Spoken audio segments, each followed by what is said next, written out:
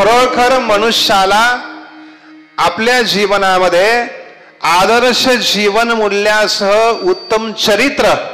आणि उत्तम चारित्र्य जर घडवायचं असेल, दोन गोष्टी, आदर्श जीवन मूल्यासह माणसाला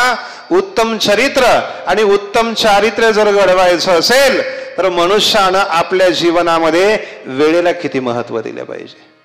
आपल्या जीवनामध्ये शिस्तीला किती महत्व दिलं पाहिजे, आपल्या जीवनामध्ये स्वच्छतेला किती महत्व दिलं पाहिजे, आपल्या जीवनामध्ये आपल्या गुरुसेवेला किती महत्व दिलं पाहिजे, आपल्या इष्ट आराध्य देवतेच्या सेवेला किती महत्व दिलं पाहिजे आणि सगळे नियम विधिवत कसे पाळले पाहिजे